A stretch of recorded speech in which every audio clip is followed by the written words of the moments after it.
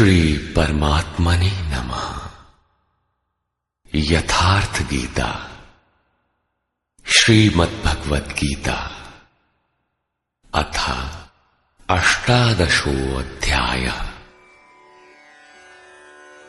ये गीता का अंतिम अध्याय है, जिसके पूर्वार्ध में योगेश्वर श्री कृष्ण द्वारा प्रस्तुत अनेक प्रश्नों का समाधान है तथा उत्तरार्ध गीता का उपसंहार है कि गीता से लाभ क्या है। 17वें अध्याय में आहार, तप, यज्ञ, दान तथा श्रद्धा का विभाग सहित स्वरूप बताया गया। उसी संदर्भ में त्याग के प्रकार शेष है। अर्जुन ने स्वयं एक प्रश्न रखा कि अर्जुन उवाच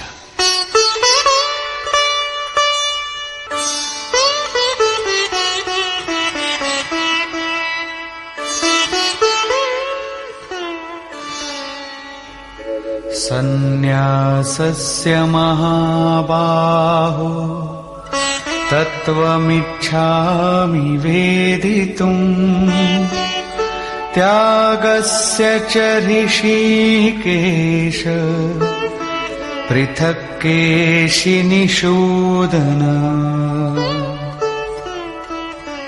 अर्जुन बोला, हे महाबाहो, हे हृदय के सर्वस्व, हे केशनिषूदन, मैं सन्यास और त्याग के यथार्थ स्वरूप को पृथक पृथक जानना चाहता हूं।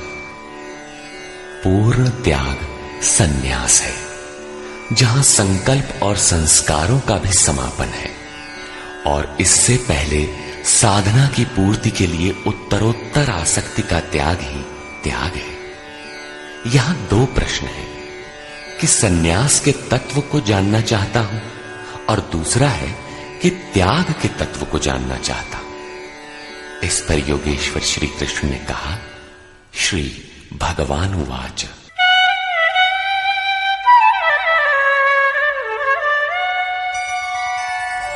काम्यानां कर्मणां न्यासं सन्न्यासं कवयो विदुः सर्वकर्मफलत्यागं प्राहुस्त्यागं विचक्षणाः। अर्जुन, कितने ही पंडित जन काम्य कर्मों के त्याग को सन्यास कहते हैं और कितने ही विचार कुशल पुरुष संपूर्ण कर्म फलों के त्याग को त्याग कहते हैं। त्याज्यं दोषवदित्येके कर्म प्राहुर्मनीषिणः यज्ञदानतपः कर्म न त्याज्यमिति चापरे। कई एक विद्वान ऐसा कहते हैं कि सभी कर्म दोषयुक्त हैं, अतः त्याग देने योग्य हैं, और दूसरे विद्वान ऐसा कहते हैं कि यज्ञ, दान और तप त्यागने योग्य नहीं है। इस प्रकार अनेक मत प्रस्तुत करके योगेश्वर अपना भी निश्चित मत देते हैं।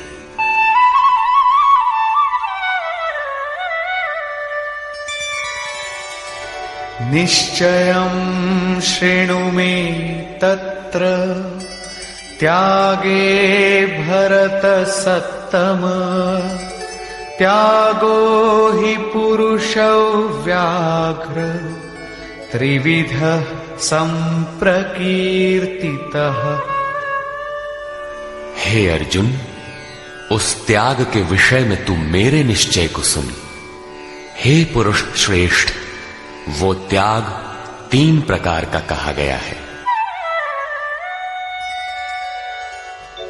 यज्ञदान तपः कर्म न त्याज्यं कार्यमेव तत् यज्ञो दानं तपश्चैव पावनानि मनीषिणाम्। यज्ञ, दान और तप ये 3 प्रकार के कर्म त्यागने योग्य नहीं हैं। इन्हें तो करना ही चाहिए, क्योंकि यज्ञ, दान और तप तीनों ही पुरुषों को पवित्र करने वाले हैं। श्री कृष्ण ने 4 प्रचलित मतों का उल्लेख किया। पहला, काम्य कर्मों का त्याग।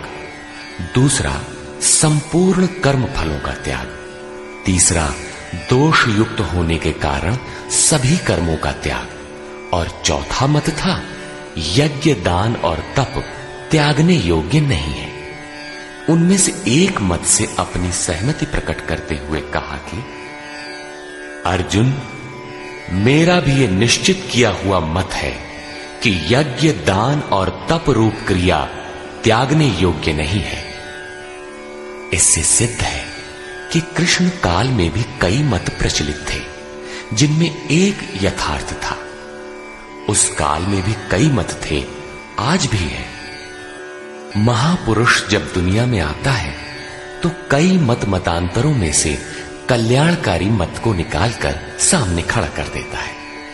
प्रत्येक महापुरुष ने यही किया है। श्री कृष्ण ने भी यही किया। उन्होंने कोई नया मार्ग नहीं बताया, बल्कि प्रचलित कई मतों के बीच सत्य को समर्थन देकर उसे स्पष्ट कर दिया।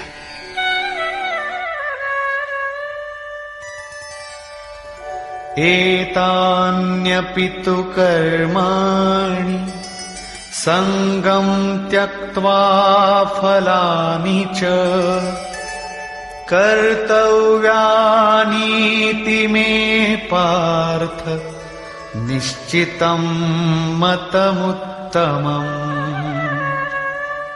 योगेश्वर श्री कृष्ण बल देकर कहते हैं, पार्थ, यज्ञ, दान और तप रूप कर्म आसक्ति और फल को त्याग कर अवश्य करना चाहिए।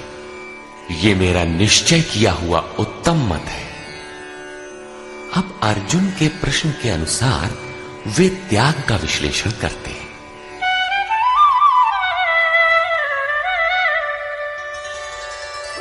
नियतस्य तु सन्न्यासः कर्मणो नोपपद्यते मोहात्तस्य परित्यागस्तामसः परिकीर्तितः। हे अर्जुन, नियत कर्म। श्री कृष्ण के शब्दों में नियत कर्म एक ही है, यज्ञ की प्रक्रिया। इस नियत शब्द को 8-10 बार योगेश्वर ने कहा। इस पर बार बार बल दिया कि कहीं साधक भटक कर दूसरा न करने लगे। इस शास्त्र विधि से निर्धारित कर्म का त्याग करना उचित नहीं। मोह से उसका त्याग करना तामस त्याग कहा गया है। सांसारिक विषय वस्तुओं की आसक्ति में फंसकर कार्यम कर्म अर्थात नियत कर्म एक दूसरे के पूरक है। इनका त्याग तामसी है। ऐसा पुरुष अधः गच्छति, कीट पतंग पर्यंत अधम योनियों में जाता है, क्योंकि उसने भजन की प्रवृत्तियों का त्याग कर दिया। अब राजस त्याग के विषय में बताते हैं। दुःखमित्येव यत्कर्म कायक्लेशभयात् त्यजेत् सकृत्वा राजसं त्यागम् नैव त्यागफलं लभेत्। कर्म को दुखमय समझकर शारीरिक क्लेश के भय से उसका त्याग करने वाला व्यक्ति राजस त्याग को करके भी त्याग के फल को प्राप्त नहीं होता। जिससे भजन पार न लगे और काय क्लेश भयात, इस भय से कर्म को त्याग दे कि शरीर को कष्ट होगा, उस मनुष्य का त्याग राजसी है। उसे त्याग का फल परम शांति नहीं प्राप्त होती। तथा कार्यमित्येव यत्कर्म नियतं क्रियते अर्जुन संगं त्यक्त्वा फलं चैव सत्यागः सात्विको मतः। हे अर्जुन, करना कर्तव्य है ऐसा समझकर जो नियतम शास्त्र विधि से निर्धारित किया हुआ कर्म संग दोष और फल को त्याग कर किया जाता है, वही सात्विक त्याग है। अतः नियत कर्म करें और इसके सिवाय जो कुछ है उसका त्याग कर दे। ये नियत कर्म भी क्या करते ही रहेंगे या कभी इसका भी त्याग होगा? इस पर कहते हैं, अब अंतिम त्याग का रूप देखें।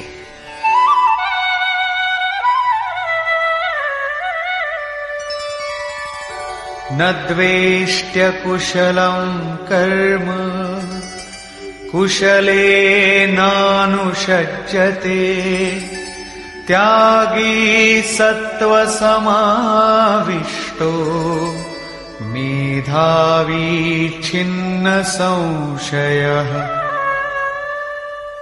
हे अर्जुन, जो पुरुष अकुशलम कर्म अर्थात अकल्याणकारी कर्म से, शास्त्र नियत कर्म ही कल्याणकारी है, इसके विरोध में जो कुछ है इसी लोक का बंधन है, इसलिए अकल्याणकारी है, ऐसे कर्मों से द्वेष नहीं करता और अकल्याणकारी कर्म में आसक्त नहीं होता, जो करना था वो भी शेष नहीं है, ऐसा सत्व से संयुक्त पुरुष संशय रहित, ज्ञानवान और त्यागी है।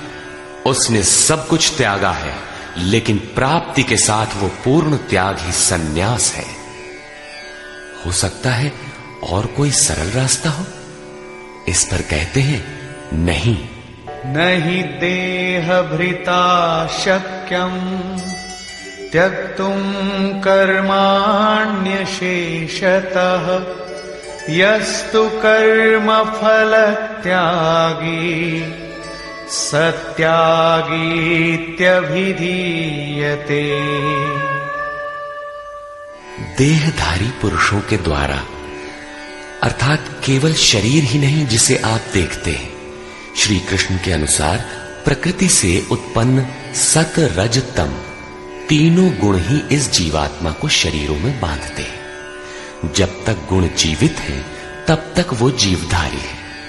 किसी न किसी रूप में शरीर परिवर्तित होता रहेगा, देह के कारण जब तक जीवित है।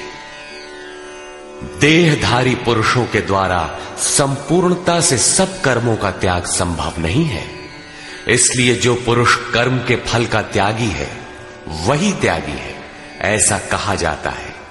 अतः जब तक शरीर के कारण जीवित हैं, तब तक नियत कर्म करें और उनके फल का त्याग करें, बदले में किसी फल की कामना न करें। वैसे सकामी पुरुषों के कर्मों का फल भी होता है।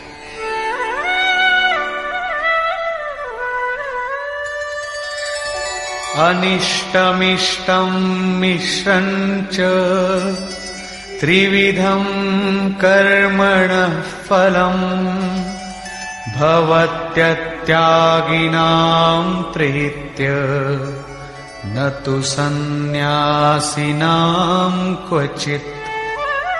सकामी पुरुषों के कर्मों का अच्छा, बुरा और मिला हुआ ऐसा 3 प्रकार का फल मरने के पश्चात भी होता है। जन्म जन्मांतरों तक मिलता है, किंतु सन्यासी नाम सर्वस्व का न्यास अर्थात अंत करने वाले पूर्ण त्यागी पुरुषों के कर्मों का फल किसी भी काल में नहीं होता। यही शुद्ध सन्यास है। सन्यास चरमोत्कृष्ट अवस्था है। भले बुरे कर्मों का फल तथा पूर्ण न्यास काल में उनके अंत का प्रश्न पूरा हुआ। अब पुरुष के द्वारा शुभ अथवा अशुभ कर्म होने में क्या कारण है, इस पर देखें।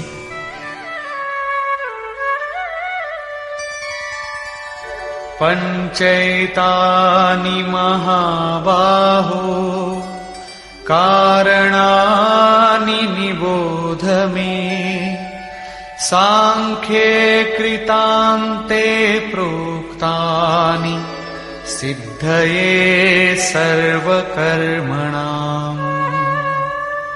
हे महाबाहो, संपूर्ण कर्मों की सिद्धि के लिए 5 कारण सांख्य सिद्धांत में कहे गए हैं।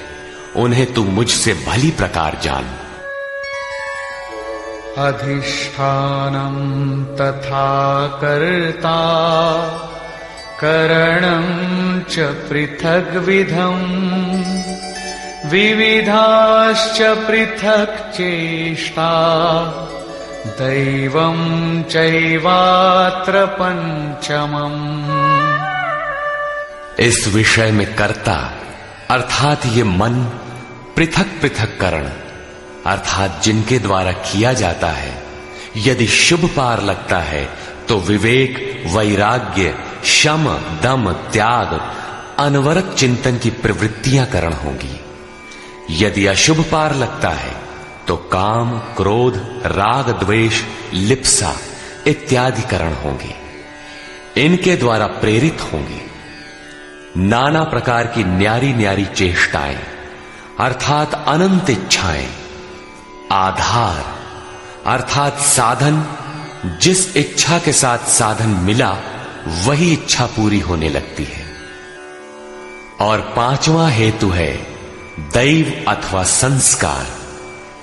इसकी पुष्टि करते हैं। शरीरवाङ् मनोभिर्यत् कर्म प्रारभते नरः न्याय्यं वा विपरीतं वा पंचैते तस्य हेतवः।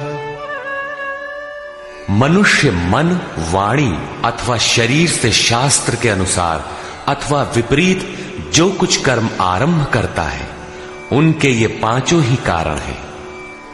परंतु ऐसा होने पर भी तत्रैवं सति कर्तारम् आत्मानं केवलं तु यः पश्यत्यकृतबुद्धित्वान् न स पश्यति दुर्मतिः।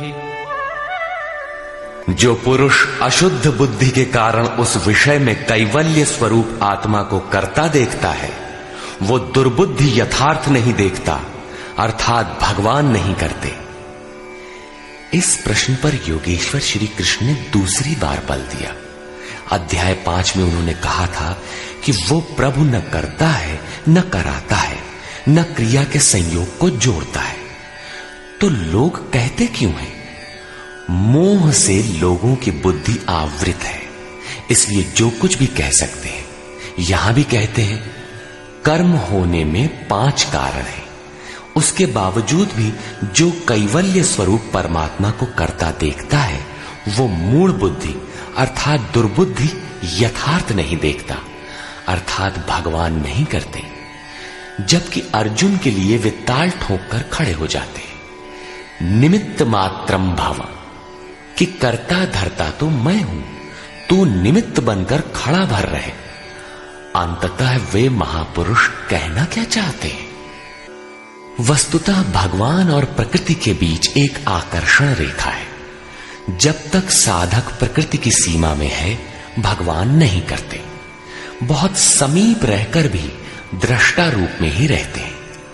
अनन्य भाव से इष्ट को पकड़ने पर वे हृदय देश से संचालक बन जाते हैं। साधक प्रकृति की आकर्षण सीमा से निकलकर उनके क्षेत्र में आ जाता है। ऐसे अनुरागी के लिए वे ताल ठोककर सदैव खड़े रहते हैं। केवल उसी के लिए भगवान करते हैं। अतः चिंतन करें। प्रश्न पूरा हुआ। आगे देखें। यस्य नाहं कृतो भावो बुद्धिर्यस्य न लिप्यते हत्वापि स इमान् लोकान् न हन्ति न निबध्यते। जिस पुरुष के अंतःकरण में मैं करता हूं ऐसा भाव नहीं है तथा जिसकी बुद्धि लिपायमान नहीं होती, वो पुरुष इन सब लोकों को मारकर भी वास्तव में न तो मारता है और न बंधता है। लोक संबंधी संस्कारों का विलय ही लोक संहार है। अब उस नियत कर्म की प्रेरणा कैसे होती है, इस पर देखें।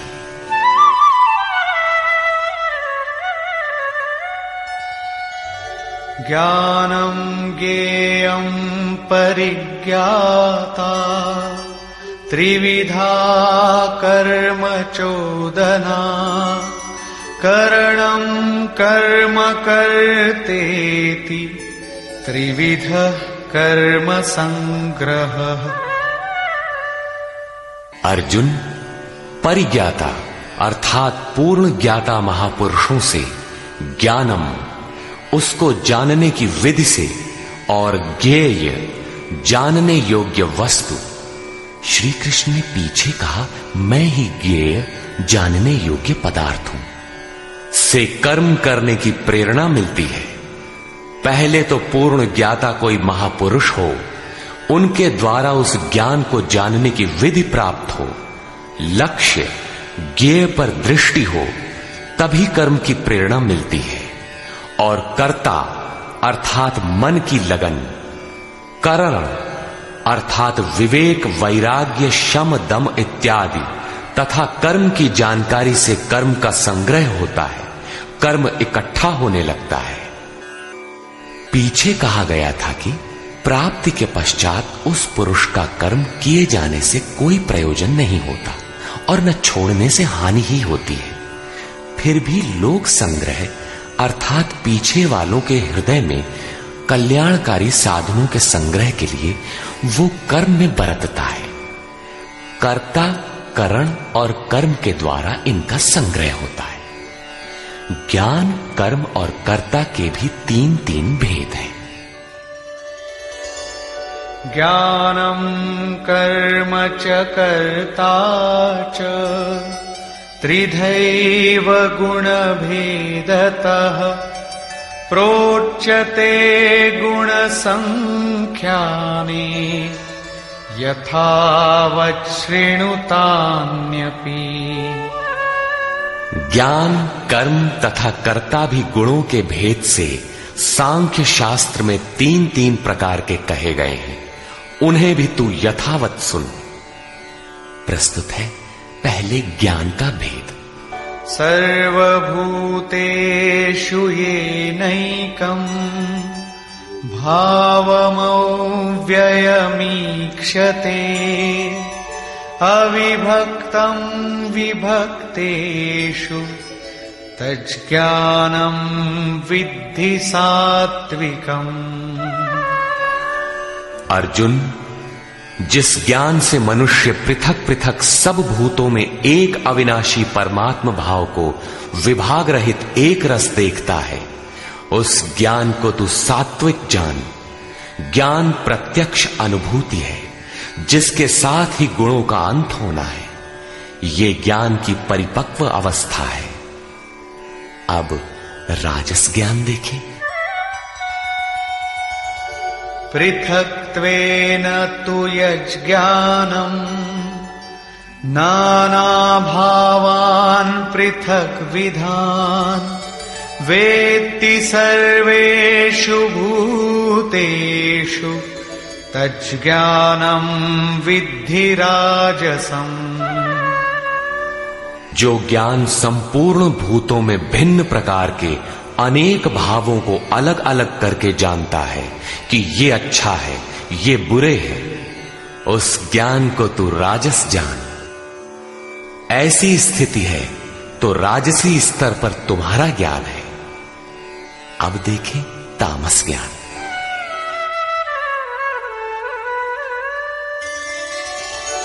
यत्तु कृत्स्नवदेकस्मिन् कार्ये सक्तमहैतुकम्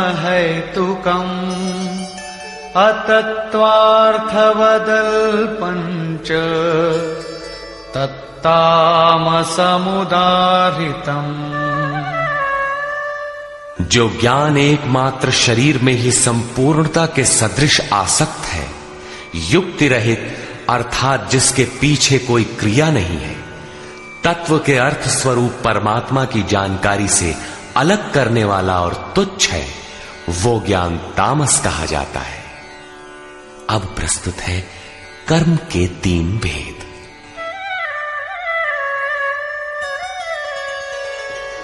नियतं संगरहितं अरागद्वेषतः कृतम् अफलप्रेप्सुना कर्म यत्तत्सात्विकमुच्यते।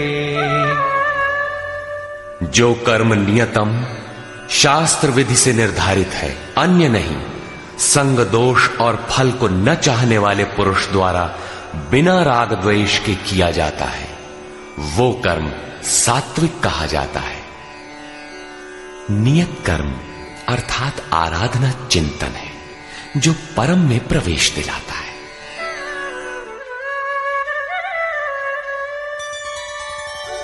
यत्तु कामेप्सुना कर्म साहंकारेण वा पुनः क्रियते बहुलायासम् तद्राजसमुदारितम्।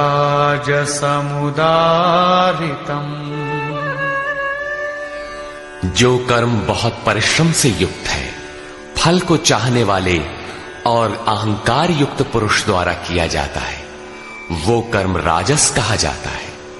ये पुरुष भी वही नियत कर्म करता है, किंतु अंतर मात्र इतना ही है कि फल की इच्छा और अहंकार से युक्त है, इसलिए उसके द्वारा होने वाले कर्म राजस है। अब देखें तामस।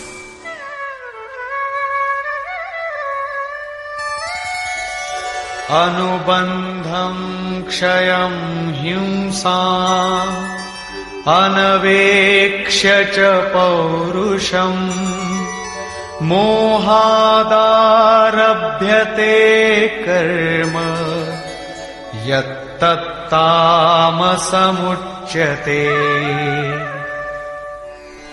जो कर्म अंततः नष्ट होने वाला है, हिंसा सामर्थ्य को न विचार कर केवल मोहवश आरंभ किया जाता है, वो कर्म तामस कहा है। स्पष्ट है कि ये कर्म शास्त्र का नियत कर्म नहीं है, उसके स्थान पर भ्रांति है। अब देखें कर्ता के लक्षण।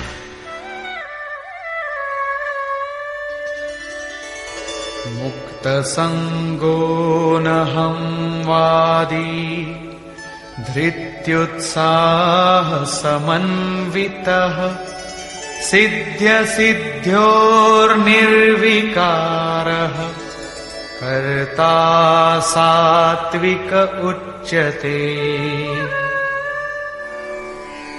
जो कर्ता संग दोष से रहित होकर अहंकार के वचन न बोलने वाला, धैर्य और उत्साह से युक्त होकर कार्य के सिद्ध होने और न होने में हर्ष शोक इत्यादि विकारों से सर्वथा रहित होकर कर्म में अर्थात अहिर्निश प्रवृत्त है, वो कर्ता सात्विक कहा जाता है।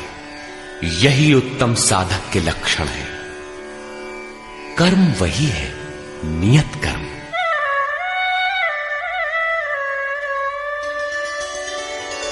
रागी कर्म फल प्रेप्सुः लुब्धो हिंसात्मको शुचिः हर्ष शोकान्वितः कर्ता राजसः परिकीर्तितः। आसक्ति युक्त कर्मों के फल को चाहने वाला, लोलुप, आत्माओं को कष्ट देने वाला, अपवित्र और हर्ष शोक से जो लिप्त है, वो कर्ता राजस कहा गया है।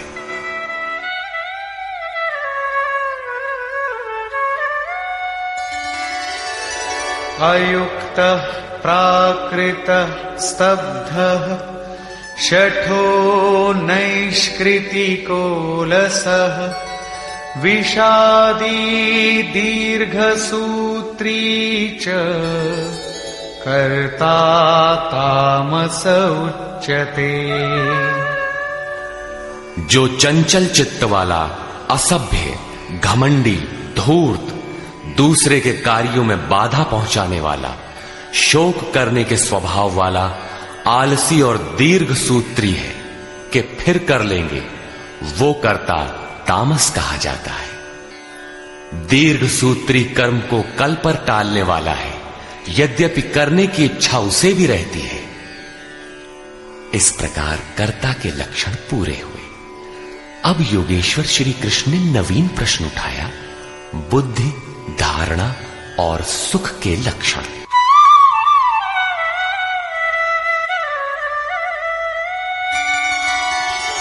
बुद्धेर्भेदं धृतेश्चैव गुणतस्त्रिविधं शृणु प्रोच्यमानमशेषेण पृथक्त्वेन धनंजय। धनंजय, बुद्धि और धारणा शक्ति का भी गुणों के कारण 3 प्रकार का भेद संपूर्णता से विभाग पूर्वक मुझसे सुन।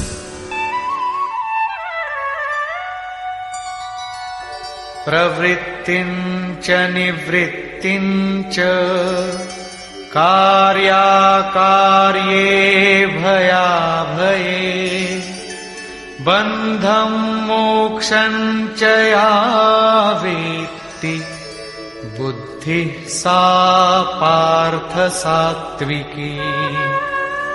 पार्थ, प्रवृत्ति और निवृत्ति को, कर्तव्य और अकर्तव्य को, भय और अभय को तथा बंधन और मोक्ष को जो बुद्धि यथार्थ जानती है, वो बुद्धि सात्विकी है। अर्थात परमात्म पथ, आवागमन पथ दोनों की भली प्रकार जानकारी सात्विक बुद्धि है। यथा यया धर्ममधर्मं च कार्यं चाकार्यमेव च अयथावत् प्रजानाति बुद्धि सा पार्थ राजसी। पार्थ, जिस बुद्धि द्वारा मनुष्य धर्म और अधर्म को तथा कर्तव्य और अकर्तव्य को भी यथावत नहीं जानता, अधूरा जानता है, वो बुद्धि राजसी है। अब तामसी बुद्धि का स्वरूप देखें।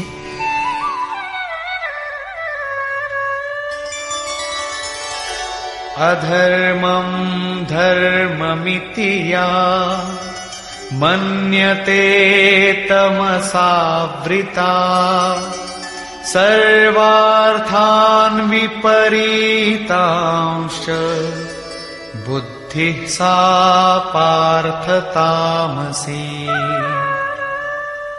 पार्थ, तमोगुण से ढकी हुई जो बुद्धि अधर्म को धर्म मानती है तथा संपूर्ण हितों को विपरीत ही देखती है, वो बुद्धि तामसी है। यहां श्लोक 30 से 32 तक बुद्धि के 3 भेद बताए गए। पहली बुद्धि तो किस कार्य से निवृत्त होना है और किसमें प्रवृत्त होना है, कौन कर्तव्य है और कौन अकर्तव्य है, इसकी भली प्रकार जानकारी रखती है, वो बुद्धि सात्विक है। जो कर्तव्य अकर्तव्य को धूमिल ढंग से जानती है, यथार्थ नहीं जानती, वो राजसी बुद्धि है। और अधर्म को धर्म, नश्वर को शाश्वत तथा हित को अहित, इस प्रकार विपरीत जानकारी वाली बुद्धि तामसी है। इस प्रकार बुद्धि के भेद समाप्त हुए। अब प्रस्तुत है दूसरा प्रश्न, धृति, धारणा के 3 भेद।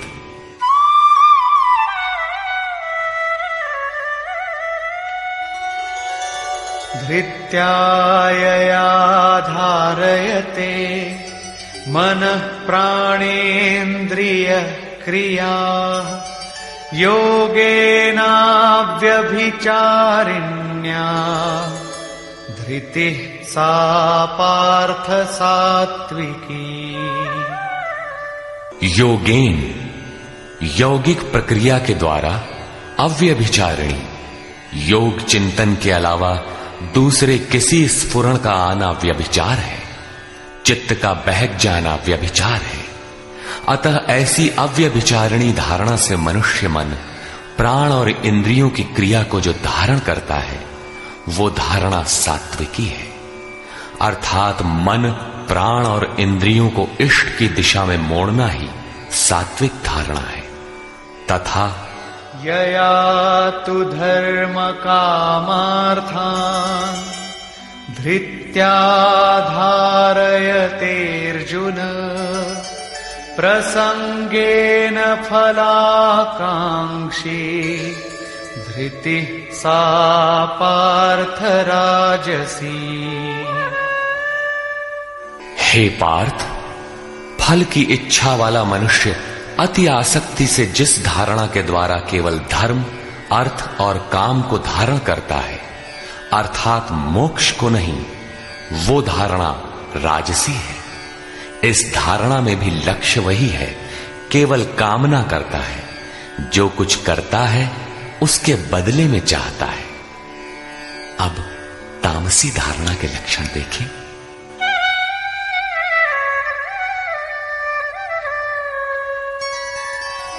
यया स्वप्नं भयं शोकं विषादं मदमेव च न विमुञ्चति दुर्मेधा धृतिः सा पार्थ तामसी। हे पार्थ, दुष्ट बुद्धि वाला मनुष्य जिस धारणा के द्वारा निद्रा, भय, चिंता, दुख और अभिमान को भी अर्थात नहीं छोड़ता, इन सबको धारण किए रहता है, वो धारणा तामसी है। ये प्रश्न पूरा हुआ। अगला प्रश्न है सुख।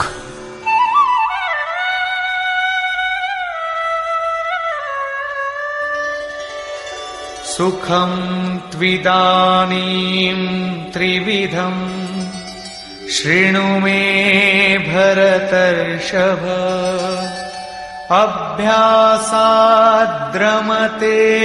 यत्र दुःखान्तं च निगच्छति। अर्जुन, अब सुख भी 3 प्रकार का मुझसे सुन। उनमें से जिस सुख में साधक अभ्यास से रमण करता है, अर्थात चित्त को समेटकर इष्ट में रमण करता है, और जो दुखों का अंत करने वाला है, तथा यत्तदग्रे विषमिव परिणामे मृतोपमम् तत्सुखं सात्विकं प्रोक्तम् आत्मबुद्धि प्रसादजम्। उपर्युक्त सुख साधन के आरंभ काल में ही यद्यपि विष के सदृश लगता है, प्रहलाद को सूली पर चढ़ाया गया, मीरा को विष मिला। कबीर कहते हैं, सुखिया सब संसार है, खाए और सोवे, दुखिया दास कबीर है, जागे और रोवे। अतः आरंभ में विष जैसा भासता है, परंतु परिणाम में अमृत तुल्य है, अमृत तत्व को दिलाने वाला है। अतः आत्म विषयक बुद्धि के प्रसाद से उत्पन्न हुआ सुख सात्विक कहा गया है। तथा विषयेन्द्रिय संयोगात् यत्तदग्रे मृतोपमम् परिणामे विषमिव तत्सुखं राजसं स्मृतम्। जो सुख विषय और इंद्रियों के संयोग से होता है, वो यद्यपि भोग काल में अमृत के सदृश लगता है, किंतु परिणाम में विष के सदृश है, क्योंकि जन्म मृत्यु का कारण है। वो सुख राजस कहा गया है। तथा यदग्रे चानुबंधे च सुखं मोहनमात्मनः निद्रालस्य प्रमादोत्थम् तत्तामसमुदाहृतम्।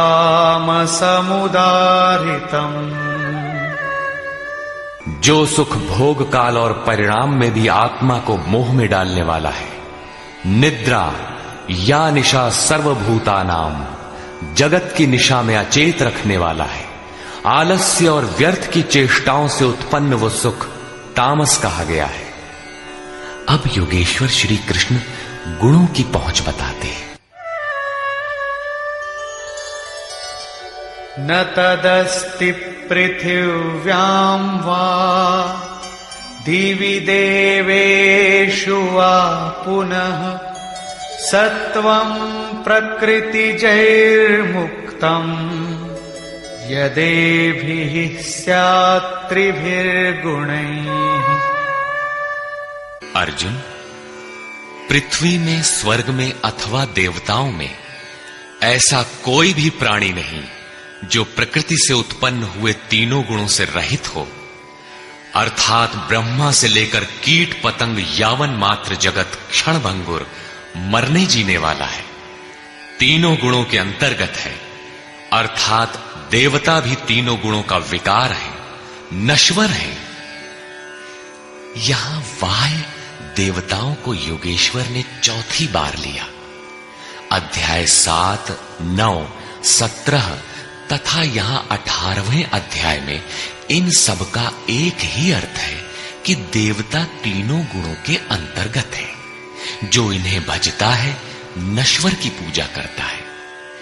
भागवत में भी श्री ऋषभदेव जी के 9 योगीश्वर पुत्रों का प्रसिद्ध आख्यान है, जिसमें उपदेश देते हुए कहते हैं कि स्त्री पुरुष में प्रेम के लिए शंकर पार्वती की, आरोग्य के लिए अश्विनी कुमारों की, विजय के लिए इंद्र की तथा धन के लिए कुबेर की पूजा करें। इसी तरह विविध कामनाएं बताकर अंत में निर्णय देते हैं कि संपूर्ण कामनाओं की पूर्ति और मोक्ष के लिए तो एकमात्र नारायण की ही पूजा करनी चाहिए। तुलसी मूलहि सींचिए, फूलई फलई अघाई। अस्तु सर्वव्यापक प्रभु का स्मरण करें, जिसकी पूर्ति के लिए सद्गुरु की शरण, निष्कपट भाव से प्रश्न और सेवा एकमात्र उपाय है।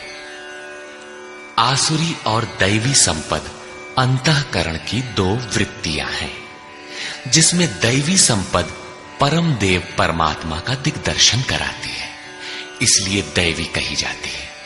किंतु ये भी तीनों गुणों के ही अंतर्गत है। गुण शांत होने के पश्चात इनकी भी शांति हो जाती है। तत्पश्चात उस आत्म तृप्त योगी के लिए कोई भी कर्तव्य शेष नहीं रह जाता। अब प्रस्तुत है पीछे से आरंभ हुआ प्रश्न वर्ण व्यवस्था। वर्ण जन्म प्रधान है अथवा कर्मों से पाई जाने वाली अंतःकरण की योग्यता का नाम है। इस पर देखें। ब्राह्मण क्षत्रिय विशां शूद्राणां च परन्तप कर्माणि प्रविभक्तानि स्वभाव प्रभवैर्गुणैः।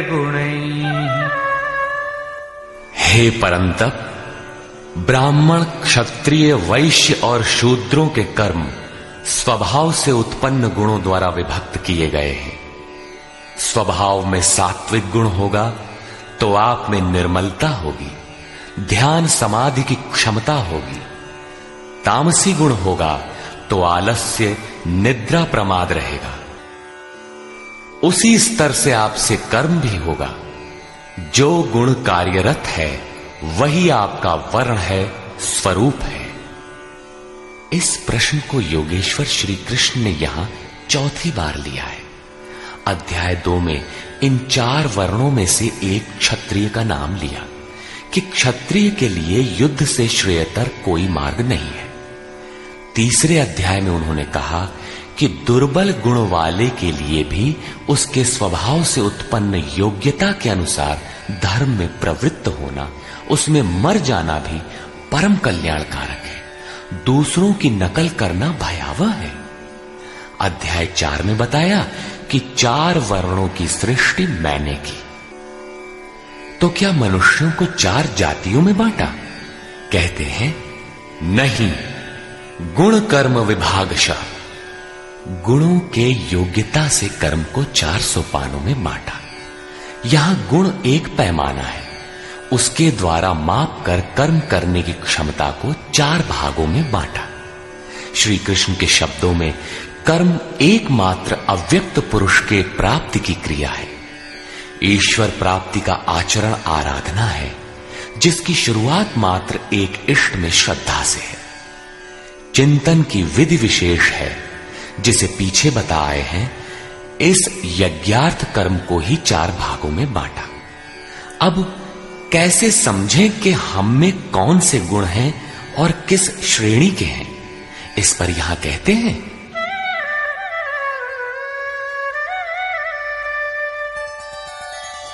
शमो दमस्तपः शौचम् क्षान्तिरार्जवमेव च ज्ञानं विज्ञानमास्तिक्यम् ब्रह्म कर्म स्वभावजम्।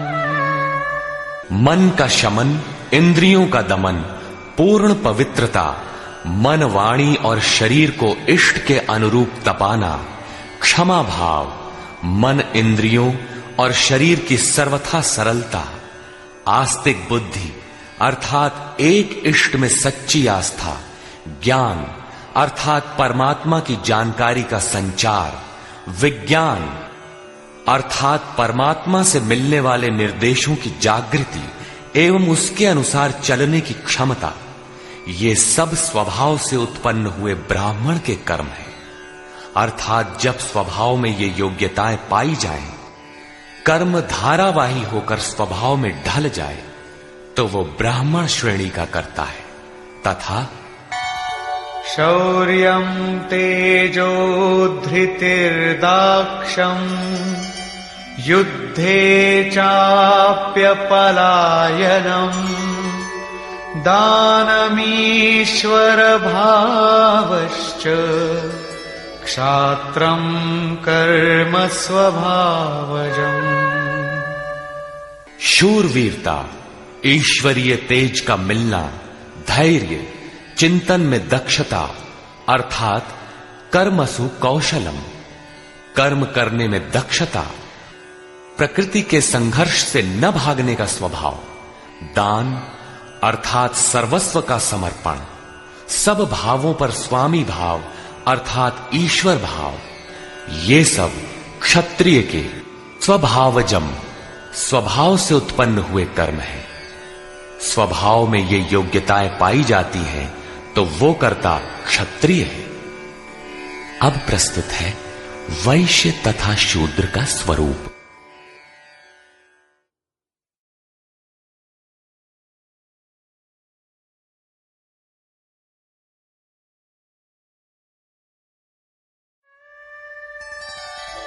कृषिगौरक्ष्यवाणिज्यम् वैश्यकर्म स्वभावजम् परिचर्यात्मकं कर्म शूद्रस्यापि स्वभावजम्। कृषि, गोरक्षा और व्यवसाय वैश्य के स्वभावजन्य कर्म है। गोपालन ही क्यों, भैंस को मार डालें, बकरी न रखें, ऐसा कुछ नहीं है। सुदूर वैदिक वाडहमय में गो शब्द अंतःकरण एवं इंद्रियों के लिए प्रचलित था। गोरक्षा का अर्थ है इंद्रियों की रक्षा। विवेक, वैराग्य, शम, दम के द्वारा इंद्रियां सुरक्षित होती हैं। काम, क्रोध, लोभ, मोह के द्वारा ये विभक्त हो जाती हैं, क्षीण हो जाती हैं। आत्मिक संपत्ति ही स्थिर संपत्ति है। ये अपना निज धन है, जो एक बार साथ हो जाने पर सदैव साथ देती है। प्रकृति के द्वंद्वों में से उनका शनैः शनैः संग्रह करना व्यवसाय है। विद्याधनम सर्वधन प्रधानम, इसे अर्जित करना वाणिज्य है। खेती, शरीर ही एक क्षेत्र है। इसके अंतराल में बोया हुआ बीज संस्कार रूप में भला बुरा जमता है। अर्जुन, इस निष्काम कर्म में बीज अर्थात आरंभ का नाश नहीं होता। परम तत्व के चिंतन का जो बीज इस क्षेत्र में पड़ा है, उसे सुरक्षित रखते हुए इसमें आने वाले विजातीय विकारों का निराकरण करते जाना खेती है। अपने से उन्नत अवस्था वाले, प्राप्ति वाले गुरुजनों की सेवा करना शूद्र का स्वभावजन्य कर्म है। शूद्र का अर्थ नीच नहीं, अपितु अल्पज्ञ है। निम्न श्रेणी का साधक ही शूद्र है। प्रवेशिका श्रेणी का वो साधक परिचर्या से ही आरंभ करे। स्वभाव परिवर्तनशील है। स्वभाव के परिवर्तन के साथ वर्ण परिवर्तन हो जाता है। वस्तुतः ये वर्ण अति उत्तम, उत्तम, मध्यम और निकृष्ट 4 अवस्थाएं हैं। कर्म पथ पर चलने वाले साधकों की ऊंची नीची 4 सीढ़ियां हैं, क्योंकि कर्म एक ही है, नियत कर्म। श्री कृष्ण कहते हैं कि परम सिद्धि की प्राप्ति का यही एक रास्ता है कि स्वभाव में जैसी योग्यता है वहीं से लगे। इसको देखें।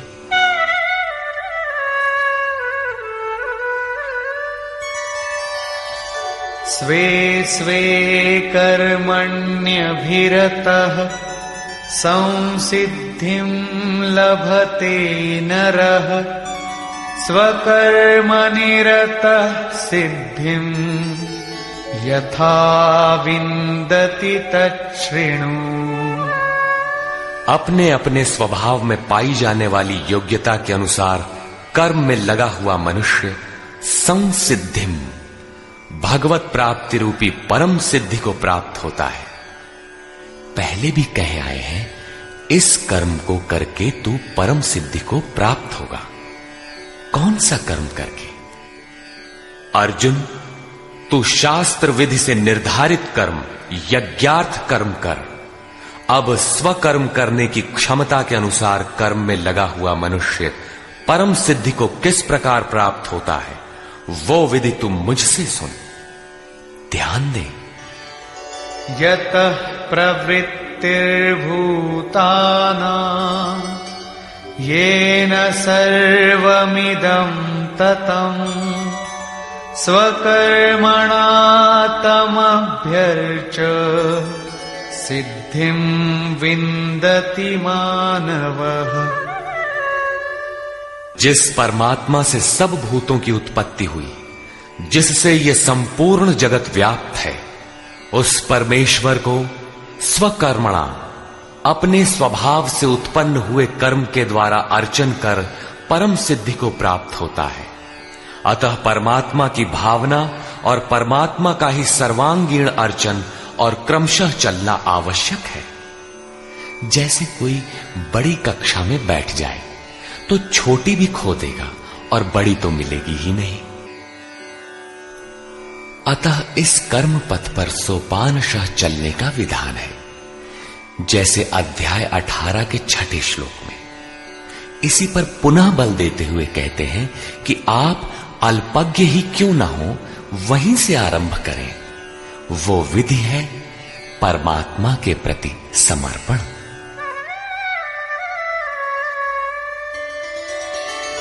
श्रेयान् स्वधर्मो विगुणः परधर्मात् स्वनुष्ठितात् स्वभावनियतं कर्म कुर्वन्नाप्नोति किल्बिषम्। अच्छी प्रकार अनुष्ठान किए हुए दूसरे के धर्म से गुण रहित भी स्वधर्म परम कल्याणकारक है। स्वभाव नियतम, स्वभाव से निर्धारित किया हुआ कर्म करता हुआ मनुष्य पाप अर्थात आवागमन को प्राप्त नहीं होता। प्रायः साधकों को उच्चाटन होने लगता है कि हम सेवा करते ही रहेंगे, वे तो ध्यानस्थ हैं, अच्छे गुणों के कारण उनका सम्मान है, तुरंत वे नकल करने लगते हैं। श्री कृष्ण के अनुसार नकल या ईर्ष्या से कुछ मिलेगा नहीं।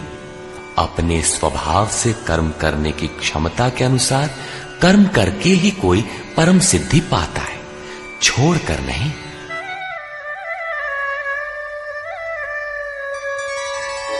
सहजं कर्म कौन्तेय सदोषमपि न त्यजेत् सर्वारम्भा हि दोषेण धूमेनाग्निरिवावृताः।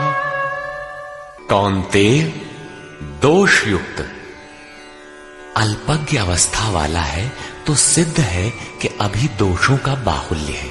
ऐसा दोष युक्त भी सहजम कर्म, स्वभाव से उत्पन्न सहज कर्म को नहीं त्यागना चाहिए, क्योंकि धुएं से अग्नि के सदृश सभी कर्म किसी न किसी दोष से आवृत्त हैं। ब्राह्मण श्रेणी ही सही, कर्म तो करना पड़ रहा है। स्थिति नहीं मिली तब तक दोष विद्यमान है, प्रकृति का आवरण विद्यमान है। दोषों का अंत वहां होगा जहां ब्राह्मण श्रेणी का कर्म भी ब्रह्म में प्रवेश के साथ विलय हो जाता है। उस प्राप्ति वाले का लक्षण क्या है जहां कर्मों से प्रयोजन नहीं रह जाता?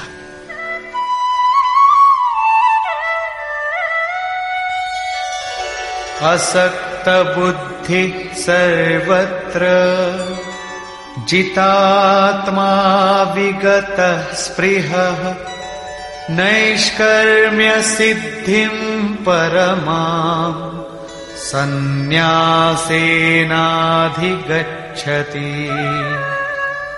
सर्वत्र आसक्ति से रहित बुद्धि वाला, स्पृहा से सर्वथा रहित, जीते हुए अंतःकरण वाला पुरुष सन्यासी नाम सर्वस्व के न्यास की अवस्था में परम नैष्कर्म्य की सिद्धि को प्राप्त होता है। यहां सन्यास और परम नैष्कर्म्य सिद्धि पर्याय है। यहां सांख्य योगी वहीं पहुंचता है जहां की निष्काम कर्मयोगी। ये उपलब्धि दोनों मार्गियों के लिए समान है। अब परम नैष्कर्म्य सिद्धि को प्राप्त हुआ पुरुष जैसे ब्रह्म को प्राप्त होता है, उसका संक्षेप में चित्रण करते हैं।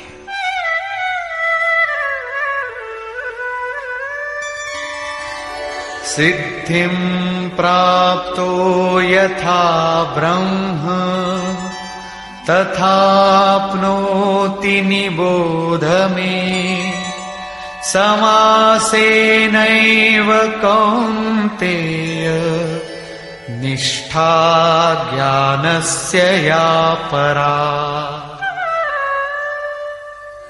कौन्तेय, जो ज्ञान की परानिष्ठा है, पराकाष्ठा है, उस परम सिद्धि को प्राप्त हुआ पुरुष ब्रह्म को जैसे प्राप्त होता है, उस विधि को तू मुझसे संक्षेप में जान। अगले श्लोक में वही विधि बता रहे हैं, ध्यान दें। बुद्ध्या विशुद्धया युक्तो धृत्यात्मानं नियम्य च शब्दादीन् विषयांस् त्यक्त्वा रागद्वेषौ व्युदस्य च विविक्तसेवी लघ्वाशी यतवाक्कायमानसः ध्यानयोगपरो नित्यम् वैराग्यं समुपाश्रितः। अर्जुन, विशेष रूप से शुद्ध बुद्धि से युक्त एकांत और शुभ देश का सेवन करने वाला, साधना में जितना सहायक हो उतना ही आहार करने वाला, जीते हुए मन, वाणी और शरीर वाला, दृढ़ वैराग्य को भली प्रकार प्राप्त हुआ पुरुष, निरंतर ध्यान योग के परायण और ऐसी धारणा से युक्त, अर्थात इसी सब को धारण करने वाला, तथा अंतःकरण को वश में करके शब्दादिक विषयों को त्याग कर राग द्वेष को नष्ट करके तथा अहंकारं बलं दर्पं कामं क्रोधं परिग्रहं विमुच्य निर्ममः शान्तो ब्रह्मभूयाय कल्पते। अहंकार, बल, घमंड, काम, क्रोध, बाह्य वस्तुओं और आंतरिक चिंतनों का त्याग कर ममता रहित शांत अंतःकरण हुआ पुरुष पर ब्रह्म के साथ एक ही भाव होने के लिए योग्य होता है। आगे देखें।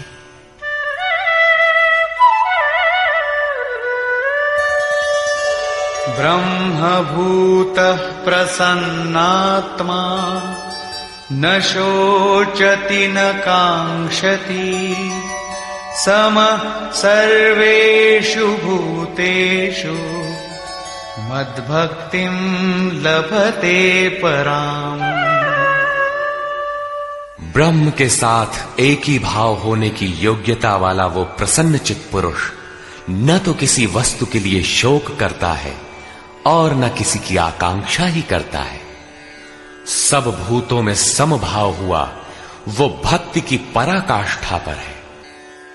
भक्ति अपना परिणाम देने की स्थिति में है जहां ब्रह्म में प्रवेश मिलता है। अब भक्त्या मामभिजानाति यावान्यश्चास्मि तत्त्वतः ततो मां तत्त्वतो ज्ञात्वा विशते तदनन्तरम्। उस पराभक्ति के द्वारा वो मुझे तत्व से भली प्रकार जानता है। वो तत्व है क्या? मैं जो और जिस प्रभाव वाला हूं, अजर अमर शाश्वत जिन अलौकिक गुणधर्मों वाला हूं, उसे जानता है और मुझे तत्व से जानकर तत्काल ही मुझ में प्रवेश कर जाता है। प्राप्ति काल में तो भगवान दिखाई पड़ते हैं और प्राप्ति के ठीक बाद तत्क्षण वो अपने ही आत्म स्वरूप को उन ईश्वरीय गुण धर्मों से युक्त पाता है कि आत्मा ही अजर अमर शाश्वत अव्यक्त और सनातन है। अहंकार, बल, दर्प, काम, क्रोध, मद, मोह इत्यादि प्रकृति में गिराने वाले विकार जब सर्वथा शांत हो जाते हैं और विवेक, वैराग्य, शम, दम, एकांत सेवन, ध्यान इत्यादि ब्रह्म में प्रवेश दिलाने वाली योग्यताएं जब पूर्णतया परिपक्व हो जाती हैं, उस समय वो ब्रह्म को जानने योग्य होता है। उस योग्यता का नाम ही पराभक्ति है। इसी योग्यता द्वारा वो तत्व को जानता है। तत्व है क्या? मुझे जानता है। भगवान जो है, जिन विभूतियों से युक्त है, उसे जानता है और मुझे जानकर तत्क्षण मुझ में ही स्थित हो जाता है। अर्थात ब्रह्म, तत्व, ईश्वर, परमात्मा और आत्मा एक दूसरे के पर्याय हैं। एक की जानकारी के साथ ही इन सब की जानकारी हो जाती है। यही परम सिद्धि, परम गति, परम धाम भी है। अतः गीता का दृढ़ निश्चय है कि सन्यास और निष्काम कर्मयोग दोनों ही परिस्थितियों में परम नैष्कर्म्य सिद्धि को पाने के लिए नियत कर्म अर्थात चिंतन अनिवार्य है। अब तक तो सन्यासी के लिए भजन चिंतन पर बल दिया और अब समर्पण कहकर उसी वार्ता को निष्काम कर्मयोगी के लिए भी कहते हैं। सर्वकर्माण्यपि सदा कुर्वाणो मद्व्यपाश्रयः मत्प्रसादादवाप्नोति शाश्वतं पदमव्ययम्। मुझ पर विशेष रूप से आश्रित हुआ पुरुष संपूर्ण कर्मों को सदा करता हुआ, लेश मात्र भी त्रुटि न रख कर करता हुआ, मेरे कृपा प्रसाद से शाश्वत अविनाशी परम पद को प्राप्त होता है। कर्म वही है, नियत कर्म, यज्ञ की प्रक्रिया। पूर्ण योगेश्वर सद्गुरु के आश्रित साधक उनके कृपा प्रसाद से शीघ्र पा जाता है, अतः उसे पाने के लिए समर्पण आवश्यक है। चेतसा सर्वकर्माणि मयि सन्न्यस्य मत्परः बुद्धियोगमुपाश्रित्य मच्चित्तः सततं भव। अतः अर्जुन, संपूर्ण कर्मों को अर्थात जितना कुछ तुझसे बन पड़ता है, मन से मुझे अर्पित करके अपने भरोसे नहीं बल्कि मुझे समर्पण करके मेरे परायण हुआ बुद्धि योग अर्थात योग की बुद्धि का अवलंबन करके निरंतर मुझ में चित्त को लगा। योग एक ही है जो सर्वथा दुखों का अंत करने वाला और परम तत्व परमात्मा में प्रवेश दिलाने वाला है।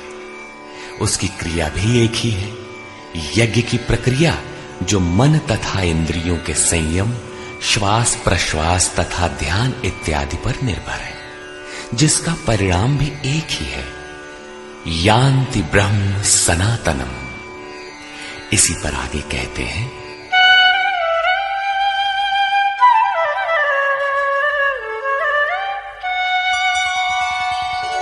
मच्चित्तः सर्वदुर्गाणि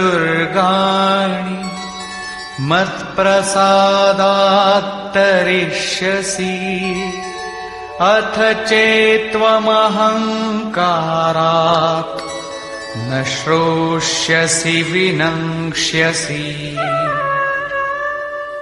इस प्रकार मुझ में निरंतर चित्त को लगाने वाला होकर तू मेरी कृपा से मन और इंद्रियों के संपूर्ण दुर्गों को अनायास ही तर जाएगा। इंद्रिन द्वार झरोखा नाना, तह तह सुर बैठे करी थाना। आवत देखहि विषय वयारी, ते हठि देह कपाट उघारी। ये ही दुर्जय दुर्ग है, मेरी कृपा से तू इन बाधाओं का अतिक्रमण कर जाएगा, किंतु अहंकारवश यदि तू मेरे वचनों को नहीं सुनेगा तो विनष्ट हो जाएगा, परमार्थ से च्युत हो जाएगा। पुनः इसी पर बल देते हैं, यदहंकारमाश्रित्य न योत्स्य इति मन्यसे मिथ्यैष व्यवसायस्ते प्रकृतिस्त्वां नियोक्ष्यति। जो तू अहंकार का आश्रय लेकर ऐसा मानता है कि युद्ध नहीं करूंगा, तो ये तेरा निश्चय मिथ्या है, क्योंकि तेरा स्वभाव तुझे बलात् युद्ध में लगा देगा। स्वभावजेन कौन्तेय निबद्ध स्वेन कर्मणा कर्तुं नेच्छसि यन्मोहात् करिष्यस्य वशोऽपि तत्। कौन्तेय, मोहवश तू जिस कर्म को नहीं करना चाहता, उसको भी अपने स्वभाव से उत्पन्न हुए कर्म से बंधा हुआ परवश होकर करेगा। प्रकृति के संघर्ष से न भागने का तुम्हारा क्षत्रिय श्रेणी का स्वभाव तुम्हें बरबस कर्म में लगाएगा। प्रश्न पूरा हुआ। अब वो ईश्वर रहता कहां है, इस पर कहते हैं, ईश्वरः सर्वभूतानां हृद्देशेऽर्जुन तिष्ठति भ्रामयन् सर्वभूतानि यन्त्रारूढानि मायया। अर्जुन, वो ईश्वर संपूर्ण भूत प्राणियों के हृदय देश में निवास करता है। इतना समीप है तो लोग जानते क्यों नहीं? माया रूपी यंत्र में आरूढ़ होकर सब लोग भ्रमवश चक्कर लगाते ही रहते हैं, इसलिए नहीं जानते। ये यंत्र बड़ा बाधक है जो बार बार नश्वर कलेवरों अर्थात शरीरों में घुमाता रहता है। तो शरण किसकी लें? तमेव शरणं गच्छ सर्वभावेन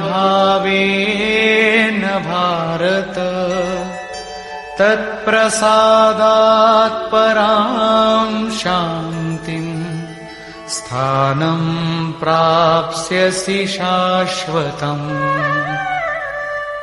इसलिए हे भारत, संपूर्ण भाव से उस ईश्वर की जो हृदय देश में स्थित है अनन्य शरण को प्राप्त हो। उनके कृपा प्रसाद से तू परम शांति शाश्वत परम धाम को प्राप्त होगा। अतः ध्यान करना है तो हृदय देश में करें। ईश्वर का निवास स्थान हृदय है। भागवत के चतुश्लोकी गीता का सारांश भी यही है कि वैसे तो मैं सर्वत्र हूं, किंतु प्राप्त होता हूं तो हृदय देश में ध्यान करने से ही। इति ते ज्ञानमाख्यातम् गुह्याद् गुह्यतरं मया विमृश्यैतदशेषेण यथेच्छसि तथा कुरु। इस प्रकार बस इतना ही गोपनीय से भी अति गोपनीय ज्ञान मैंने तेरे लिए कहा है। इस विधि से संपूर्ण रूप से विचार कर, फिर तू जैसा चाहता है वैसा कर। सत्य यही है, शोध की स्थली यही है, प्राप्ति की स्थली भी यही है। किंतु हृदय स्थित ईश्वर दिखाई नहीं देता, इस पर उपाय बताते हैं।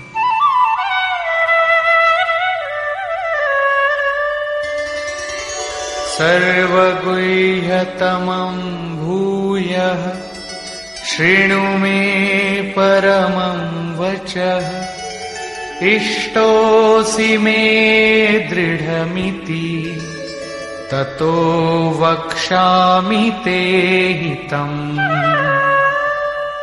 अर्जुन, संपूर्ण गोपनीय से भी अति गोपनीय मेरे रहस्य युक्त वचन को तू फिर भी सुन। कहा है किंतु फिर सुन। साधक के लिए इष्ट सदैव खड़े रहते हैं। क्योंकि तू मेरा अतिशय प्रिय है, इसलिए ये परम हितकारक वचन मैं तेरे लिए फिर भी कहूंगा। वो है क्या?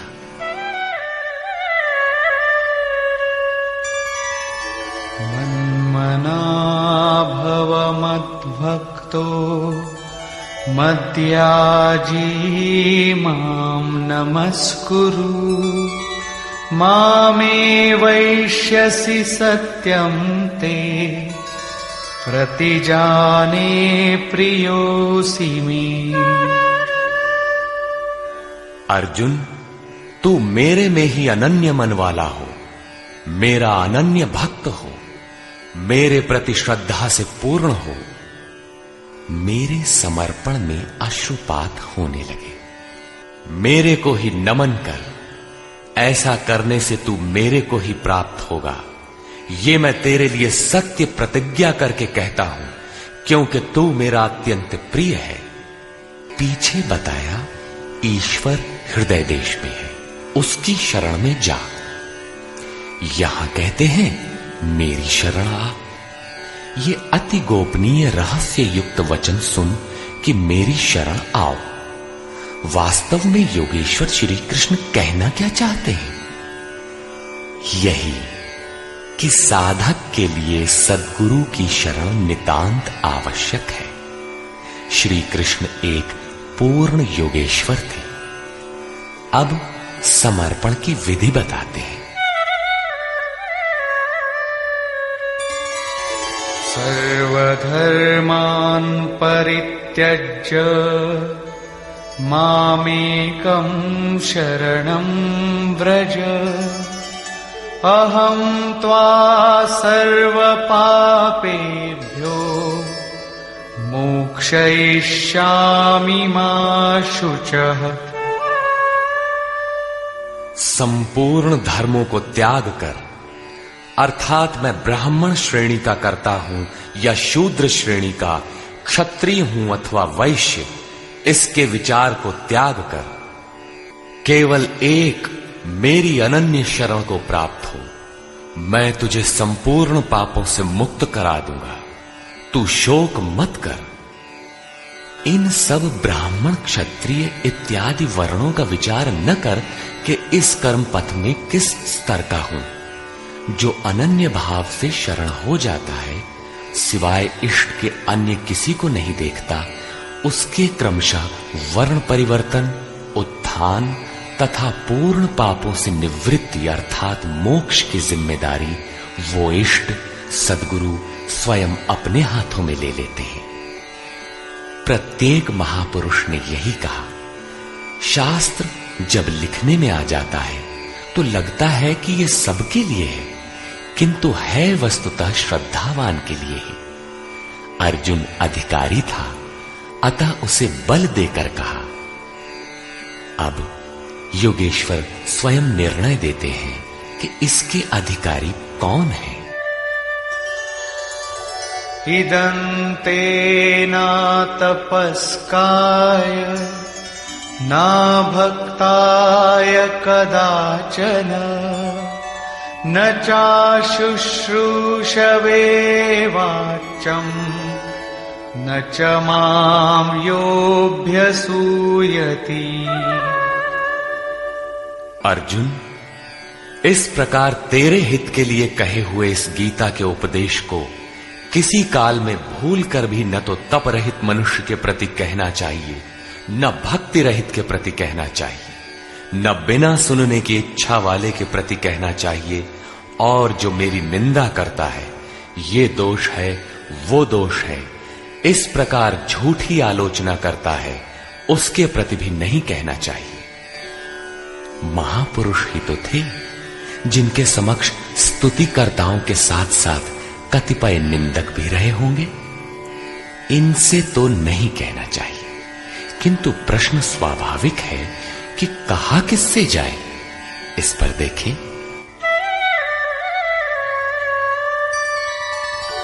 यैमं परमं गुह्यं मद्भक्तेष्वभिधास्यति भक्तिं मयि परां कृत्वा मामे वैष्यत्य संशयः। जो मनुष्य मुझ में परम प्रेम करके इस परम रहस्य युक्त गीता के उपदेश को मेरे भक्तों में कहेगा, वो निसंदेह मुझे ही प्राप्त होगा। अर्थात वो भक्त मुझे ही प्राप्त होगा जो सुन लेगा, क्योंकि उपदेश को भली प्रकार सुनकर हृदयंगम कर लेगा तो उस पर चलेगा तथा पार पा जाएगा। अब उस उपदेशकर्ता के लिए कहते हैं।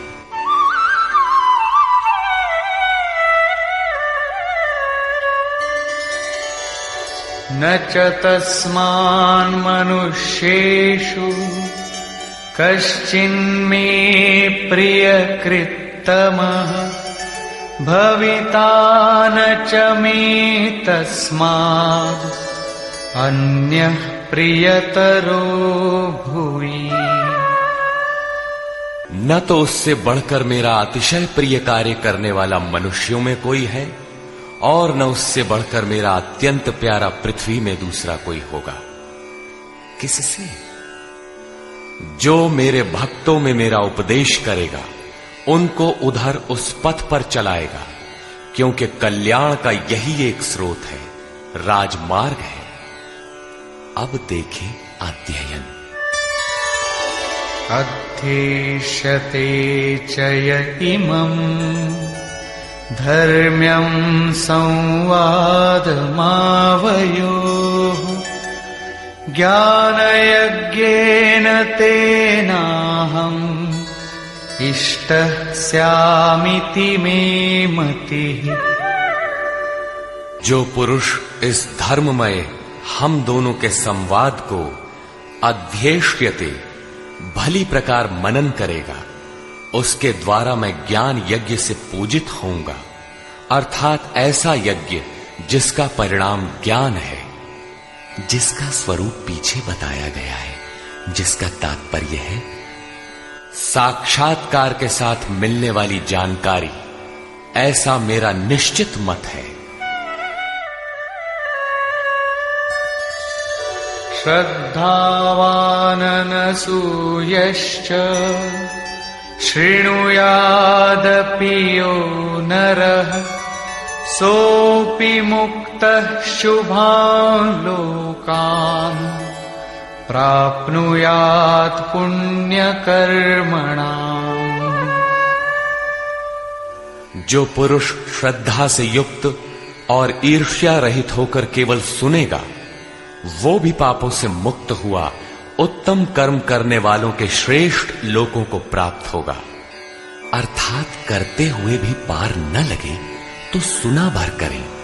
उत्तम लोक तब भी हैं क्योंकि वो चित्त में उन उपदेशों को ग्रहण तो करता है। यहां 67 से 71 तक 5 श्लोकों में भगवान श्री कृष्ण ने यह बताया कि गीता का उपदेश अनाधिकारियों को नहीं कहना चाहिए, किंतु जो श्रद्धावान हैं उनसे अवश्य कहना चाहिए। जो सुनेगा वो भक्त मुझे प्राप्त होगा, क्योंकि अति गोपनीय कथा को सुनकर पुरुष चलने लगता है। जो भक्तों में कहेगा उससे अधिक प्रिय कहने वाला मेरा कोई नहीं है। जो अध्ययन करेगा उसके द्वारा मैं ज्ञान यज्ञ से पूजित होऊंगा। यज्ञ का परिणाम ही ज्ञान है।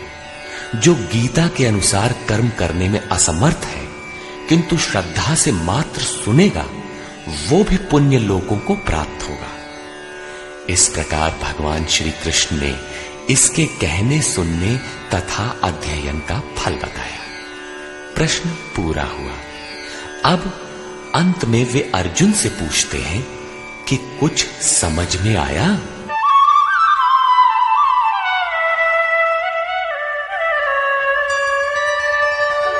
कच्चिदेतच्छ्रितं पार्थ त्वयैकाग्रेण चेतसा कच्चिदज्ञानसम्मोहः प्रनष्टस्ते धनञ्जय।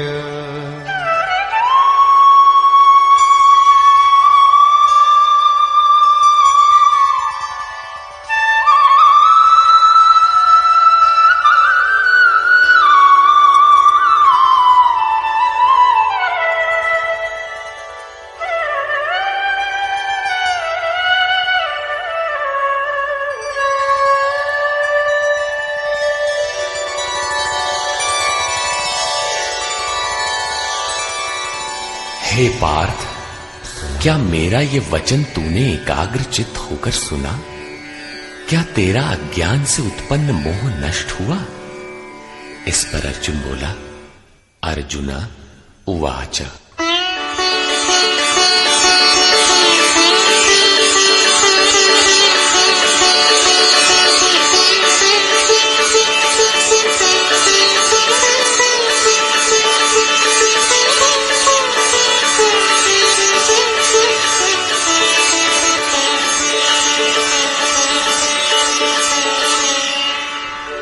नष्टो मोहः स्मृतिर्लब्धा त्वत्प्रसादान्मयाच्युत स्थितोऽस्मि गतसन्देहः करिष्ये वचनं तव।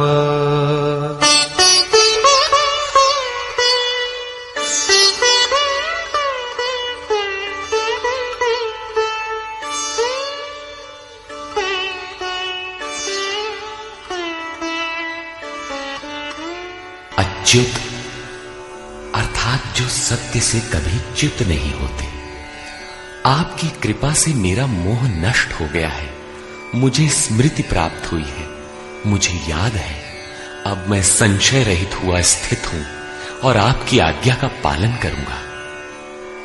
अर्जुन का समाधान हो गया। साथ ही योगेश्वर श्री कृष्ण के श्रीमुख से निःसृत वाणी का उपसंहार हुआ। इस पर संजय बोला, 11वें अध्याय में विराट रूप का दर्शन करा लेने पर योगेश्वर श्री कृष्ण ने कहा था कि अर्जुन, अनन्य भक्ति के द्वारा मैं इस प्रकार देखने को, जैसा तूने देखा है, तत्व से जानने तथा प्रवेश करने को सुलभ हूं। अध्याय 11 के 54वें श्लोक में इस प्रकार दर्शन करने वाले साक्षात मेरे स्वरूप को प्राप्त हो जाते हैं। और यहां भी अर्जुन से पूछते हैं कि क्या तुम्हारा मोह नष्ट हुआ? अर्जुन ने कहा कि मेरा मोह नष्ट हो गया, मैं अपनी स्मृति को प्राप्त हो गया हूं, आप जो कहते हैं वही करूंगा। दर्शन के साथ तो अर्जुन को मुक्त हो जाना चाहिए था।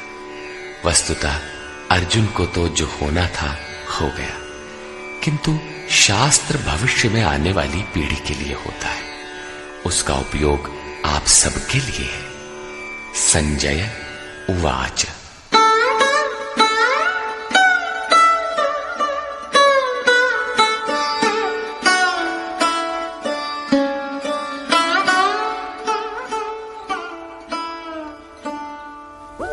इत्यहं वासुदेवस्य पार्थस्य च महात्मनः संवादमिममश्रौषम् अद्भुतं रोमहर्षणम्। इस प्रकार मैंने वासुदेव और महात्मा अर्जुन, अर्थात अर्जुन एक महात्मा है, योगी है, साधक है, न कि कोई धनुर्धर जो मारने के लिए खड़ा हो। अतः महात्मा अर्जुन के इस विलक्षण और रोमांचकारी संवाद को सुना। आप में सुनने की क्षमता कैसे आई? आगे कहते हैं, व्यासप्रसादाच्छ्रितवान् एतद्गुह्यमहं परम् योगं योगेश्वरात् कृष्णात् साक्षात् कथयतः स्वयं। श्री व्यास जी की कृपा से, उनकी दी हुई दृष्टि से मैंने इस परम गोपनीय योग को साक्षात कहते हुए स्वयं योगेश्वर श्री कृष्ण से सुना है। संजय श्री कृष्ण को योगेश्वर मानता है।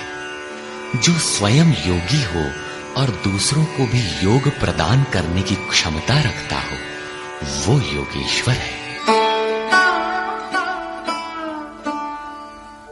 राजन् संस्मृत्य संस्मृत्य संवादमिममद्भुतम् केशवार्जुनयोः पुण्यम् हृष्यामि च मुहुर्मुहुः। हे राजन धृतराष्ट्र, केशव और अर्जुन के इस परम कल्याणकारक और अद्भुत संवाद को पुनः स्मरण करके मैं बारंबार हर्षित हो रहा हूं। अतः इस संवाद को सदैव स्मरण करना चाहिए और इसी स्मृति से प्रसन्न रहना चाहिए। अब उनके स्वरूप का स्मरण कर संजय कहते हैं,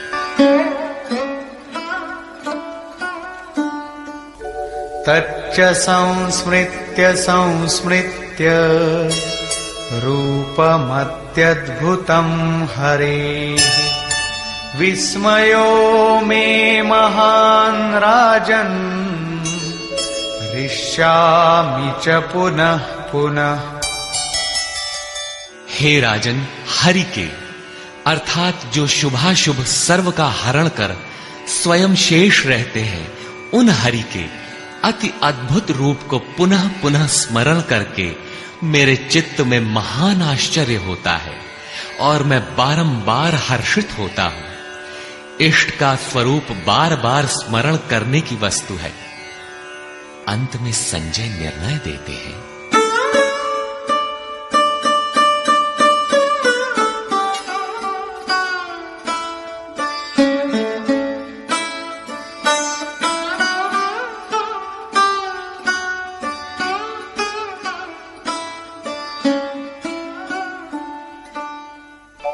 यत्र योगेश्वरः कृष्णो यत्र पार्थो धनुर्धरः तत्र श्रीर्विजयो भूतिः ध्रुवा नीतिर्मतिर्मम।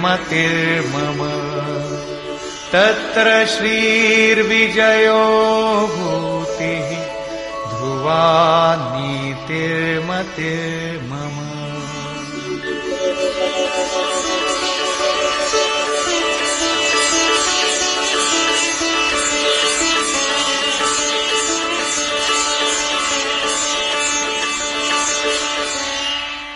राजन, जहां योगेश्वर श्री कृष्ण और धनुर्धर अर्जुन अर्थात ध्यान ही धनुष है, इंद्रियों की दृढ़ता ही गांडीव है, अर्थात स्थिरता के साथ ध्यान धरने वाला महात्मा अर्जुन है, वहीं पर श्री ऐश्वर्य विजय जिसके पीछे हार नहीं है, ईश्वरीय विभूति और चल संसार में अचल रहने वाली नीति है, ऐसा मेरा मत है।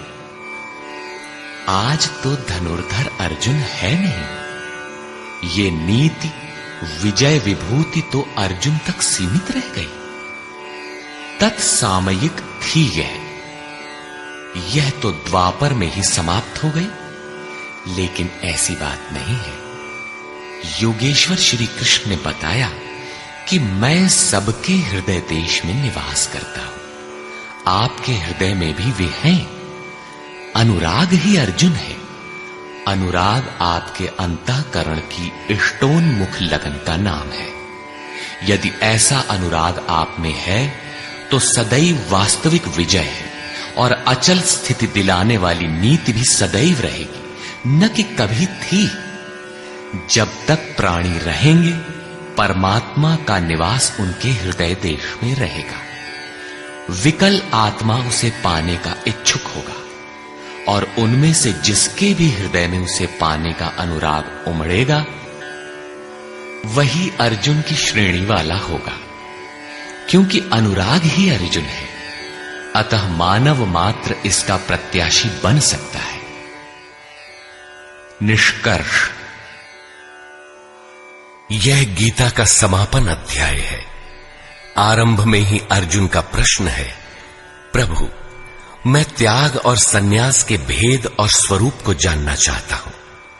योगेश्वर श्री कृष्ण ने इस पर प्रचलित 4 मतों की चर्चा की। इनमें एक सही भी था। इससे मिलता जुलता ही निर्णय योगेश्वर श्री कृष्ण ने दिया कि यज्ञ, दान और तप किसी काल में त्यागने योग्य नहीं है। ये मनीषियों को भी पवित्र करने वाले हैं। इन तीनों को रखते हुए इनके विरोधी विकारों का त्याग करना ही वास्तविक त्याग है। यह सात्विक त्याग है। फल की इच्छा के साथ त्याग राजस है। मोहवश नियत कर्म का ही त्याग करना तामस त्याग है। और सन्यास त्याग की ही चरमोत्कृष्ट अवस्था है। नियत कर्म और ध्यान जनित सुख सात्विक है। इंद्रियों और विषयों का भोग राजस है और तृप्तिदायक अन्न की उत्पत्ति से रहित दुखद सुख तामस है। मनुष्य मात्र के द्वारा शास्त्र के अनुकूल अथवा प्रतिकूल कार्य होने में 5 कारण हैं। कर्ता अर्थात मन, पृथक पृथक करण अर्थात जिनके द्वारा किया जाता है। शुभ पार लगता है तो विवेक, वैराग्य, शम, दम करण है। अशुभ पार लगता है तो काम, क्रोध, राग, द्वेष इत्यादि करण होंगे। नाना प्रकार की इच्छाएं अर्थात इच्छाएं अनंत हैं, सब पूर्ण नहीं हो सकती। केवल वह इच्छा पूर्ण होती है जिसके साथ आधार मिल जाता है। चौथा कारण है आधार अर्थात साधन और 5वां हेतु है दैव अर्थात प्रारब्ध या संस्कार। प्रत्येक कार्य के होने में यही 5 कारण हैं। फिर भी जो कैवल्य स्वरूप परमात्मा को कर्ता मानता है वह मूल बुद्धि यथार्थ नहीं जानता, अर्थात भगवान नहीं करते, जबकि पीछे कह आए हैं कि अर्जुन तू निमित्त मात्र होकर खड़ा भर रहे, कर्ता धर्ता तो मैं हूं। अंततः उन महापुरुष का आशय क्या है? वस्तुतः प्रकृति और पुरुष के बीच एक आकर्षण सीमा है। जब तक मनुष्य प्रकृति में बरतता है तब तक माया प्रेरणा करती है, और जब वह इससे ऊपर उठकर इष्ट को समर्पित हो जाता है और वह इष्ट जब हृदय देश से रथी हो जाता है फिर भगवान करते हैं। ऐसे स्तर पर अर्जुन था, संजय भी था, और सबके लिए इस अर्थात कक्षा में पहुंचने का विधान है। अतः यहां भगवान प्रेरणा करते हैं। पूर्ण ज्ञाता महापुरुष, जानने की विधि और ज्ञेय परमात्मा, इन तीनों के संयोग से कर्म की प्रेरणा मिलती है। इसलिए किसी अनुभवी महापुरुष अर्थात सद्गुरु के सानिध्य में समझने का प्रयास करना चाहिए। वर्ण व्यवस्था के प्रश्न को चौथी बार लेते हुए योगेश्वर श्री कृष्ण ने बताया कि इंद्रियों का दमन, मन का शमन, एकाग्रता, शरीर, वाणी और मन को इष्ट के अनुरूप तपाना, ईश्वरीय जानकारी का संचार, ईश्वरीय निर्देशन पर चलने की क्षमता इत्यादि ब्रह्म में प्रवेश दिलाने वाली योग्यताएं ब्राह्मण श्रेणी के कर्म है। शौर्य, पीछे न हटने का स्वभाव, सब भावों पर स्वामी भाव, कर्म में प्रवृत्त होने की दक्षता क्षत्रिय श्रेणी का कर्म है। इंद्रियों का संरक्षण, आत्मिक संपत्ति का संवर्धन इत्यादि वैश्य श्रेणी के कर्म है, और परिचर्या शूद्र श्रेणी का कर्म है। शूद्र का अर्थ है अल्पज्ञ। अल्पज्ञ साधक जो नियत कर्म चिंतन में 2 घंटे बैठकर 10 मिनट भी अपने पक्ष में नहीं पाता। शरीर अवश्य बैठा है, लेकिन जिस मन को टिकना चाहिए वह तो हवा से बातें कर रहा है। ऐसे साधक का कल्याण कैसे हो? उसे अपने से उन्नत अवस्था वालों की अथवा सद्गुरु की सेवा करनी चाहिए। शनैः शनैः उसमें भी संस्कारों का सृजन होगा, वह गति पकड़ लेगा। अतः इस अल्पज्ञ का कर्म सेवा से ही प्रारंभ होगा। कर्म एक ही है, नियत कर्म, चिंतन। उसके कर्ता की 4 श्रेणियां अति उत्तम, उत्तम, मध्यम और निकृष्ट ही ब्राह्मण, क्षत्रिय, वैश्य और शूद्र हैं। मनुष्य को नहीं बल्कि गुणों के माध्यम से कर्म को 4 भागों में बांटा गया। गीतोक्त वर्ण इतने में ही है। तत्व को स्पष्ट करते हुए उन्होंने कहा कि अर्जुन, उस परम सिद्धि की विधि बताऊंगा जो ज्ञान की परानिष्ठा है। विवेक, वैराग्य, शम, दम, धारावाही चिंतन और ध्यान की प्रवृत्ति इत्यादि ब्रह्म में प्रवेश दिला देने वाली सारी योग्यताएं जब परिपक्व हो जाती हैं और काम, क्रोध, मोह, राग, द्वेषादि प्रकृति में घसीट कर रखने वाली प्रवृत्तियां जब पूर्णतः शांत हो जाती हैं, उस समय वह व्यक्ति ब्रह्म को जानने योग्य होता है। उसी योग्यता का नाम पराभक्ति है। पराभक्ति के द्वारा ही वह तत्व को जानता है। तत्व है क्या? तो बताया, मैं जो हूं, जिन विभूतियों से युक्त हूं, उसको जानता है। अर्थात परमात्मा जो है अव्यक्त, शाश्वत, अपरिवर्तनशील, जिन अलौकिक गुण धर्मों वाला है, उसे जानता है और जानकर वह तत्क्षण मुझ में स्थित हो जाता है। अतः तत्व है परम तत्व, न कि 5 या 25 तत्व। प्राप्ति के साथ आत्मा उसी स्वरूप में स्थित हो जाता है, उन्हीं गुण धर्मों से युक्त हो जाता है। ईश्वर का निवास बताते हुए योगेश्वर श्री कृष्ण ने कहा, अर्जुन, वह ईश्वर संपूर्ण भूतों के हृदय देश में निवास करता है, किंतु माया रूपी यंत्र में आरूढ़ होकर लोग भटक रहे हैं, इसलिए नहीं जानते। अतः अर्जुन, तू हृदय में स्थित उस ईश्वर की शरण जा। इससे भी गोपनीय एक रहस्य और है कि संपूर्ण धर्मों की चिंता छोड़कर तू मेरी शरण में आ, तू मुझे प्राप्त होगा। यह रहस्य अनाधिकारी से नहीं कहना चाहिए, जो भक्त नहीं है उससे नहीं कहना चाहिए, लेकिन जो भक्त है उससे अवश्य कहना चाहिए। उससे दुराव रखें तो उसका कल्याण कैसे होगा? अंत में योगेश्वर श्री कृष्ण ने पूछा, अर्जुन, मैंने जो कुछ कहा उसे तूने भली प्रकार सुना, समझा? तुम्हारा मोह नष्ट हुआ कि नहीं? अर्जुन ने कहा, भगवान, मेरा मोह नष्ट हो गया है। मैं अपनी स्मृति को प्राप्त हो गया हूं। आप जो कुछ कहते हैं वही सत्य है और अब मैं वही करूंगा। संजय, जिसने इन दोनों के संवाद को भली प्रकार सुना है, अपना निर्णय देता है कि श्री कृष्ण महायोगेश्वर और अर्जुन एक महात्मा है। उनका संवाद बारंबार स्मरण कर वह हर्षित हो रहा है, अतः इसका स्मरण करते रहना चाहिए। उन हरि के रूप को याद करके भी वह बारंबार हर्षित होता है, अतः बारंबार स्वरूप का स्मरण करते रहना चाहिए। ध्यान करते रहना चाहिए। जहां योगेश्वर श्री कृष्ण हैं और जहां महात्मा अर्जुन हैं, वहीं श्री है। विजय, विभूति और ध्रुव नीति भी वही है। सृष्टि की नीतियां आज हैं तो कल बदलेंगी। ध्रुव तो एकमात्र परमात्मा है। उसमें प्रवेश दिलाने वाली नीति ध्रुव नीति भी वही है।